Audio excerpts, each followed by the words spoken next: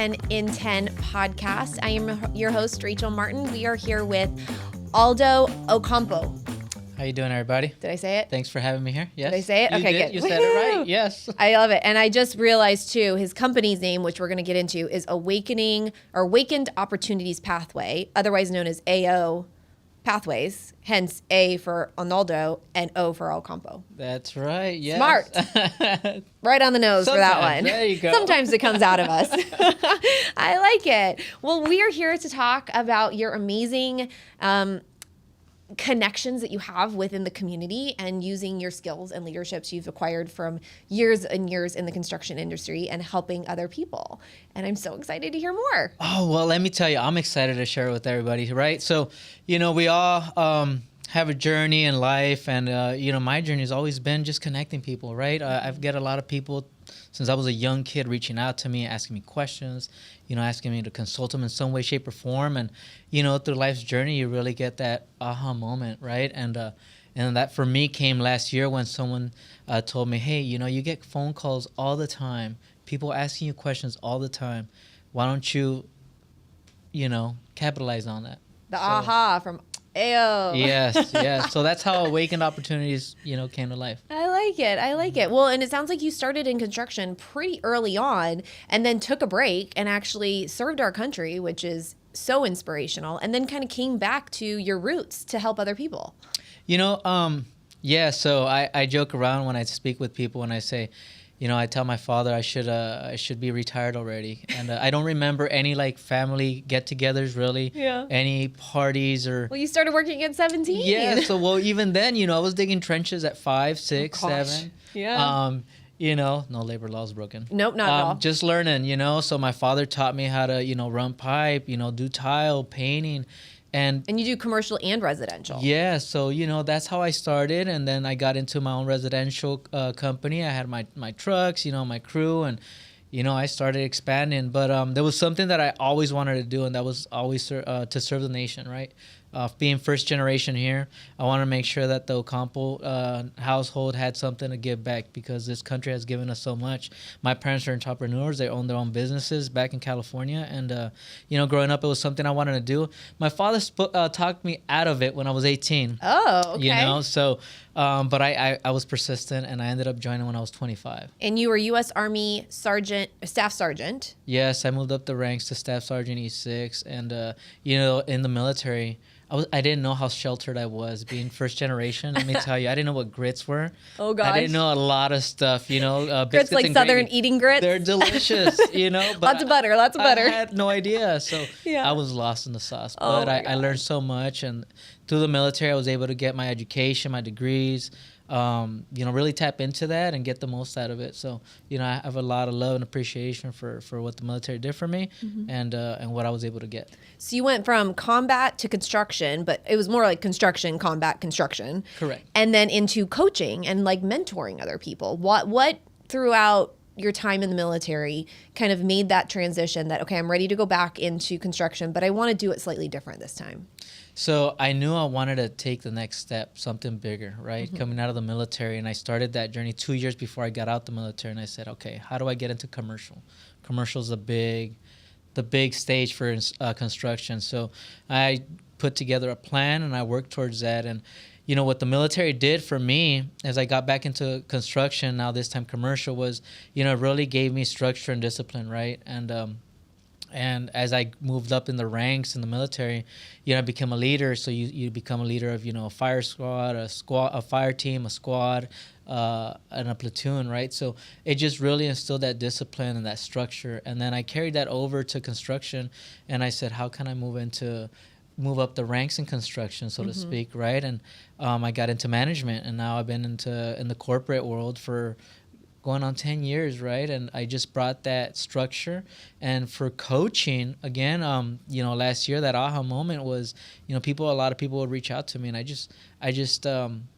wanted to tap into a better way to communicate, what I know. So through that journey, I also went into hypnotherapy and hypnosis, right? So I inject NLP and TLT into my coaching, using mindset, reframing thought patterns, specifically in the Hispanic community where it really affects us. So, yeah, why'd you choose? I mean, construction is especially in Arizona, predominantly Hispanic. But why did you choose to really make that like the core people you wanted to work with and kind of get to the next step?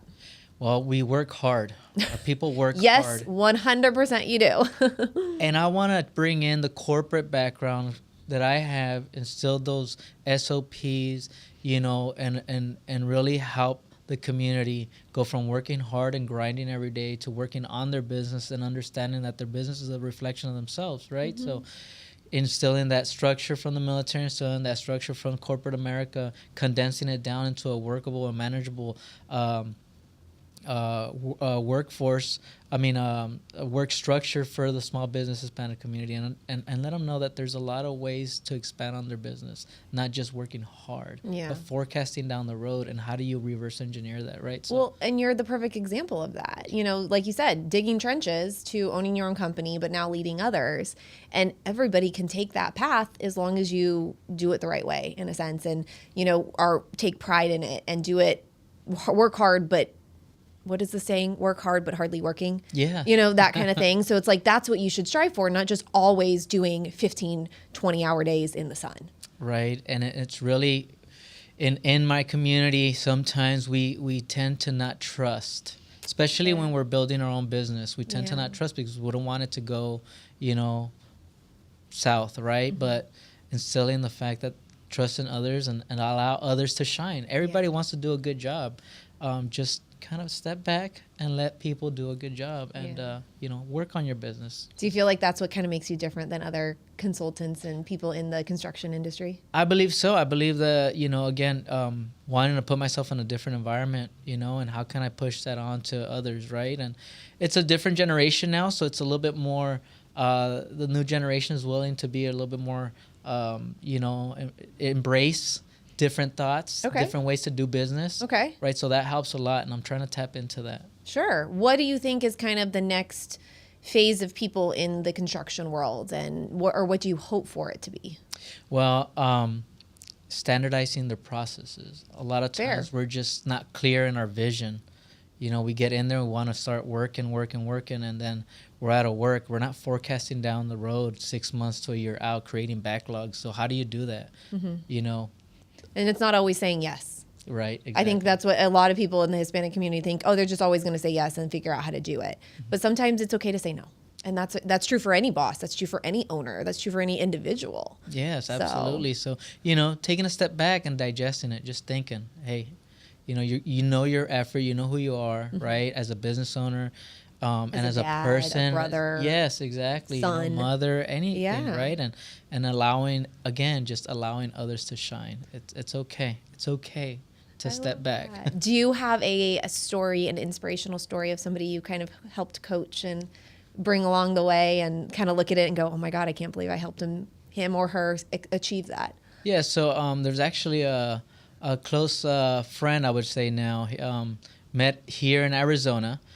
Safety background in construction, and he's big into fitness. Okay. So, you know, through my coaching, I've helped him put together a coaching plan for himself, get into his own fitness, you know, program, and create his own business. And he's actually launching it here next month. And wow. You know, it's someone he's you know, offered his support as well, and has provided me a lot of positive feedback. But just watching somebody like that, you know, was really hesitant, really structured in, hey, this is all I do, construction. Mm-hmm. I would love to do this.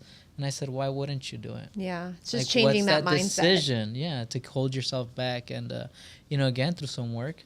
And is it mano y mano? Mano, mano? Mano, hand in hand. Mano, yes, one-on-one. You know? So we're just trying to expand on that, really. And it's just good to see others. I mean, you know, get pictures and get text messages. Look, you know, I got my gym at my house, and I'm creating webinars, and I'm putting things together, you know. So are you going to put up that wall of fame with all of your clients and the pictures of them? You know what? I hadn't thought about that. But that sounds great. I would, actually. I like it. Awesome. Like it. I think that would be super fun. And then you can kind of look back at all of the success and all the people you've inspired. And I mean, it sounds like, you know, you started working hard really, really young, and you're still working hard to this day, but in a different way.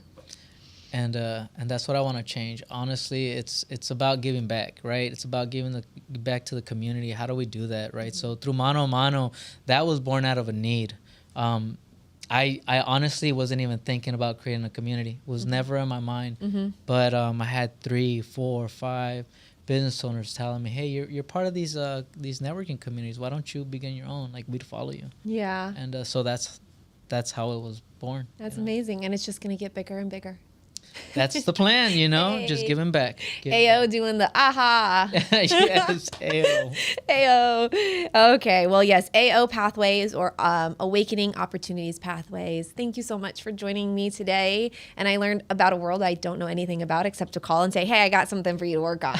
So I appreciate that. And yes, hardworking or being a hard worker is in so many different areas. And construction, I think you see it a lot more than most physically because you lift things and you're outside and you're drilling, where I sit and plan on a computer doing event planning. So, but thank you so much for joining. Thank you so much. And just remember,